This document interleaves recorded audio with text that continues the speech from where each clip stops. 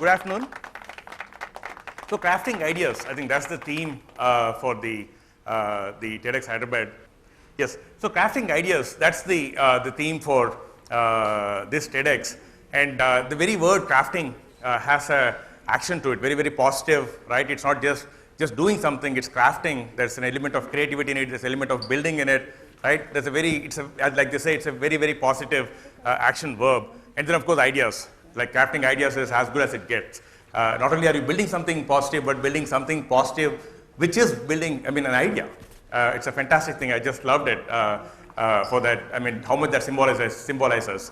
And so I and few others here in the city have had some experiences over the last several years trying to craft something interesting, trying to create an ecosystem that helps with those with ideas.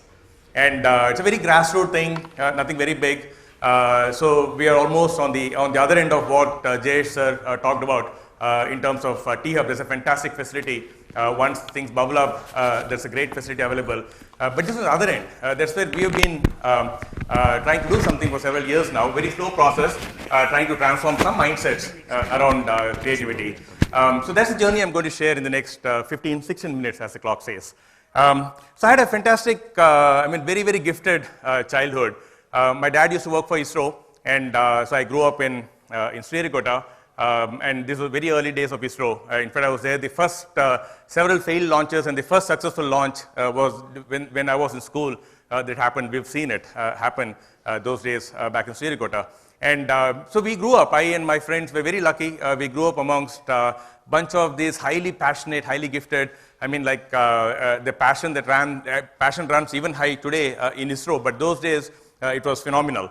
And they just wanted to do it. You could just feel it. And that's the environment that I grew up. For many years, I used to think the whole country was filled with scientists. I thought that's the world I knew. My little world in that island, 1,000 families, and all techies, all engineers, scientists, and our field trips were to go see a big computer facility. We thought everywhere there were computer facilities. We didn't know that there was one of very, very few facilities in the country in the 70s, a big computer facility.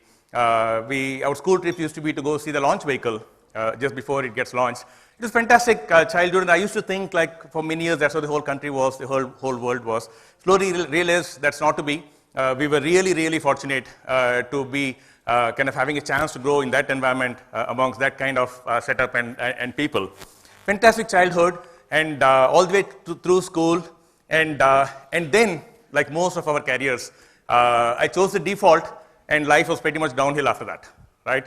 It was like MPC in 11th and 12th. It was still okay. I don't think I felt bad about that. I love physics still, so I think that was okay. Engineering, I didn't know what else to do, joined engineering. And for my rank, I had to pick between excessive ragging in Warangal versus electrical in Tirupati. So I just chose to go to ACE University in Tirupati. So most of the choices were made not by passion. They were just made by all kinds of other considerations. I got into masters just because we didn't have campus placement those days, even though it was a university college. And masters was easier. There was nice gate stipend. So got into masters. And after masters, got a campus job, got into job.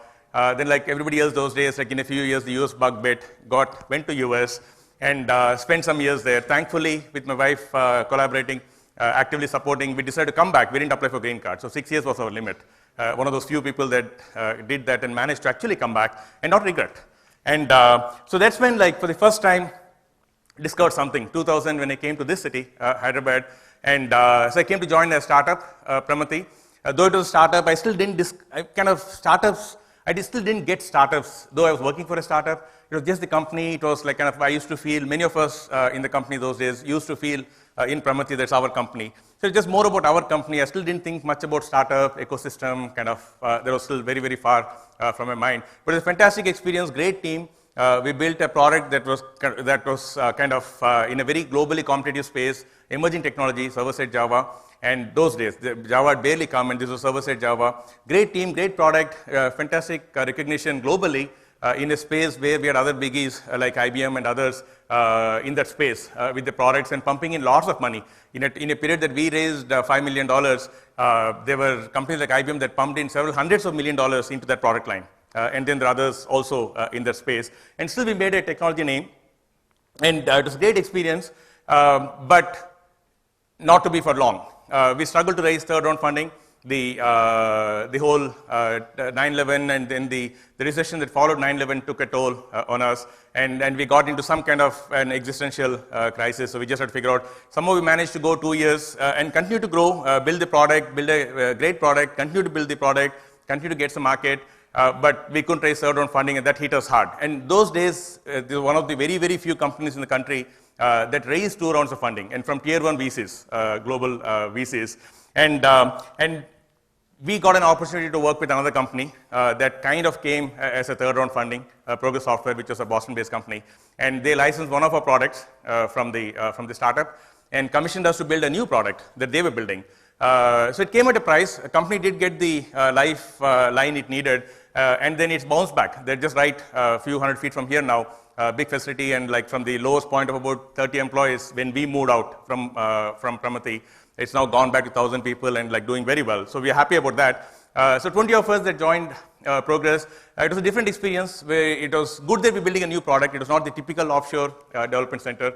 We're working on a new product, and it's on our own team. All the 20 were people that have been working together earlier at Pramati, so we had good dynamics. And so good experience building the product. And then like there were other challenges that we realized. I mean, as when you work for a multinational company, the problem is something else. It's to do with, especially in a company like ours, that was for the first time ever working outside of the own offices in the US. We had 2 labs in the US. For the first time working outside of own offices, much less, like, I mean, in a different country, and much less in a contracted. For the first 6 months, we were in different entity. We were still in the startup. They decided to acquire us 6 months later. And so we chose that like, we just have to go overdrive. If we have to kind of get into a mode where we continue to productively contribute, we have to take the lead. And we chose innovation as one way of kind of making sure we can stay at the top of the leadership's mind, and in the process contribute some defining value, substantial value to the company. And that worked out. We did many things around innovation those few years. And this is the first time I kind of even got into that whole mindset. We were doing at some level what we were doing in the startup Pramati was innovation, but we never thought about it. But very consciously thinking about it and trying to do something about it, highlighted to the kind of the to my boss and others in the company, CEO and others. Something for the first time that me and the team took up. And around the same time, a parallel track was running. So where I started getting into into some early stage startup ecosystem, and slowly we started building the early stages. Like, I mean, we were just doing bar camps, and which was an unconference style. There are no fixed, I mean, they're unconferences, ad hoc conferences, and we started attracting startups. And that was gaining traction around that time. And in the same parallel to this, my another world was running, which was on the academic side. I got through Pramati, got into TEEIT. We set up a middleware lab and started teaching at TEEIT. And then very quickly got personally very, very involved. And 2005 was made adjunct faculty. So I've been teaching there for the last 15 years now, and 15th year now, and as adjunct faculty for 11 years. And that's the first time I started getting exposed to actual startups. The bar camps was startup-ish people coming, and in TEEIT is where and that's where I started getting exposed to startups, alumni startups initially. And the first startup I made, I still remember very, very well. The dean called up saying there's some alumni team that's working on something, they want to meet somebody from the industry. He said, will you meet? So very, very happy. I don't know what I will do, but I'm happy to meet. I just loved those 2 hours. I didn't know what I did. I don't know what they got out of it, but I enjoyed it. And then one more startup. Very quickly, I was meeting a startup from TEEIT, at least one in a month or two. And that was my first exposure to startups, and also at the same time, started working with other colleges as well. And so that's where the exposure to colleges started increasing. We had middleware labs in a few other places. We were teaching. I used to take courses. Soon started getting into the lecture circuit. So I used to take a lot of, speak at a lot of conferences and seminars and such, and started engaging specifically a little bit more with the academic institutions. And given our innovation push at Progress, we started setting up MOUs with engineering colleges, and all our MOUs were around their incubators. Even today there are not too many incubators, but we used to sign MOU saying okay, if you're starting an incubator, we will help. And so of course, very few colleges doing it. Like right here, we have TEEIT, IIT BITS, and few others doing it, not too many. But that was our approach, and started seeing the colleges more. Through all this came this kind of a very, very big, as I started engaging more and more with the students especially, came this big revelation, which is not a surprise in hindsight, but that's the first time I even got thinking about it, that our whole system kills creativity. I mean, the schooling system, like from the time, I mean, 5th, 6th, 7th, like we start getting them ready for the kind of the life, getting ready for their engineering entrance exam. And like, if they're lucky, at least they're left alone till 9th. Most of the kids are caught by the society, parents and others, maybe by 5th or 6th. And then they are in that entrance grind. 11th and 12th is very, very intense. I mean, always keep joking, saying like, Chaitanya and Narayana are the biggest bane to our society. I mean, I think single-handedly, they've killed any kind of creativity in the society. We can't blame them. It's also a society that's feeding, right? It's a virtuous, it's feeding each other. And then, of course, they come out of, so 11th and 12th especially, I know many friends that all they do is prepare for entrance. I mean, like, the whole day they get up and get to their place, wherever they need to go by 6:30, 7, and they're back home at 8 or 9 every day, including Sundays. Sundays, they have a test, a full test. So I'm sure many of you are aware of this, right? And no time for anything. I mean, like, it's not about allowing them to go create something, just even allowing them to discover, to read, to watch a movie, to play a sport, just a break. I think it's very, very stifling, very sad but true, very, very stifling environment, I mean, in terms of when it comes to creative. And then our colleges don't do much either. So they come like it's at some level garbage in, garbage out. I'm sorry to use that, some of your students here, but unfortunately, like, if you look at, they're just exam-taking machines. And they leave the college as exam-taking machines. And then they come to the industry, and we can't do much with exam-taking machines. We don't have exams. And so we struggle, kind of. And so this was a big, kind of, it took a few years for it to sink in. And then, like, so at least there are a few people like-minded where we start talking about it, but mostly, so it used to bother me at least, we should do something about it. And so one thought that came after a few trial and errors was like, one way to fix this is to kind of just get them to experience. I mean, how do you get somebody to get excited about engineering, about building, about products, about technology? And it's just, if you get them to experience it, then they will hopefully, at least some of them will discover that, like, this is their calling. This is what they like. They actually like doing it and probably do more of it. And so with that, started engaging with some, at least with some of the institutions, and started doing. We did the first attempt, a serious attempt was like, there's a group called Hyderabad for Innovation that includes directors of IIT, IIIT, BITS, ISB, and few other leaders like Mr. B.V.R. Mohan Reddy. So we meet, and the whole idea was to see what can we do to get more kind of technology-intensive products out of the city. And through that, like, so we did an idea carnival. The first time we got kids from IIT, ISB, IIIT, and BITS together, students, not kids, because ISB students are not kids. And then put them over a weekend in a startup weekend style format and just see what comes out of it. Something came out of it, but nothing great. So in fact, like, when we were all debriefing later, the 14 of us, it was little disappointing that, like, we put the cream of the city in terms of at least academic institutions together, and not one idea was, it was more an idea prototyping. They just more about the idea. They were asked to build a prototype, but it was more about the idea. And not one of the ideas that came out of those 2 days was kind of even bordering on being impressive. And anyway, so that started. So then I kind of took that further, and in the summer, under the broad, hosted kind of by Hyderabad for Innovation, but run by a bunch of volunteers, in BITS we did a 4-week workshop. So we got, for different reasons, we couldn't get enough teams. We were late by the time we got out, exam preparation holiday started. But for different reasons, we still managed to get about 80 kids. We put them through a 4-week product engineering workshop to discover a startup, the first iteration of a startup, all 30 students. And it went okay. I think the students liked it, but I was personally very, very disappointed with my own effort. For different reasons, I was not very happy with what happened. Continued with some more engaging, but then next summer decided to get a smaller number of teams. I said, okay, let me not go more personally, get them to our office, and then so that at least I can't blame, no excuse for not spending time. And so got a bunch of teams, spent time with OU trying to do the same thing, get a summer program, and after like almost 4 months of back and forth, they just dropped it. As long as there's one alumni that was pushing, was actually involved, it was moving. Moment he traveled, he was out of the city, that just stopped. So I went to OU several times. That's the only time I went to OU in the 15 years that I've been here. I went 4 times or so to the OU campus in those 6 months. But at least with one other college, it worked out. There were 6 teams. Spent a lot of time. I used to meet them every 3-4 days. Spend 1 hour or so, give them inputs, be nice to them. I'm sure they were excited and encouraged, but at the end of it, there was nothing to show. And so a little disappointing.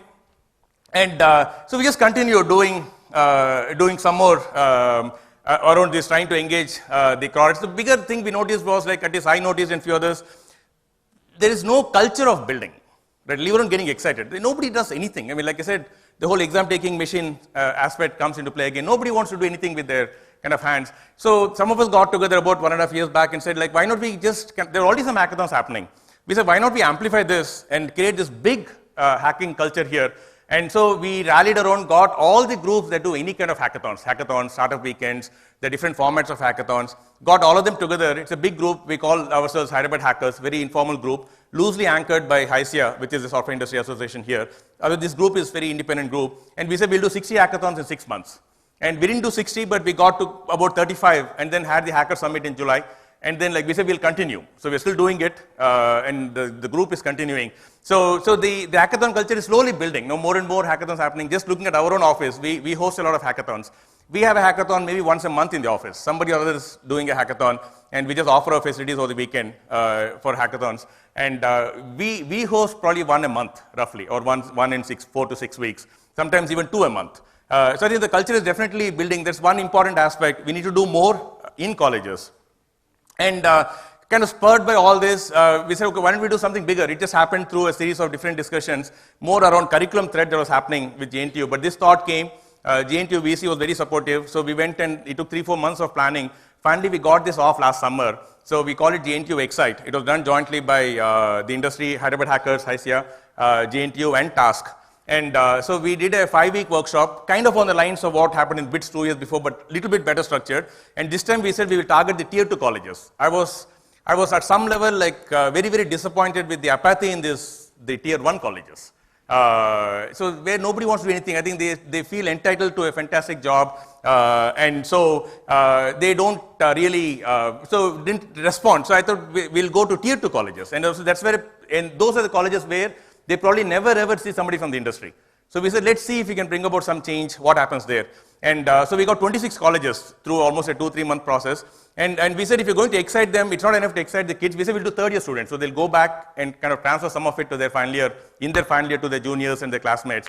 And we also said, like, let's get some young faculty. So we had 60 faculty from the same college. We said the college has to send three teams, 9 students and 2 faculty, and they have to experience it together. And so it was very nice, 275 people there at the workshop, 5 weeks at JNTU. We had a completely planned structure. They came with an idea. First week was around the idea, the whole assessing the idea, just get them a sense of the market, the customer, why they should build something. Most startups don't think much about the revenue opportunity. So got them to look at all that in the first week, refine their idea. Then we had a design thinking workshop. So we took the idea, keeping the end user in the view, and kind of defined what the product should look like.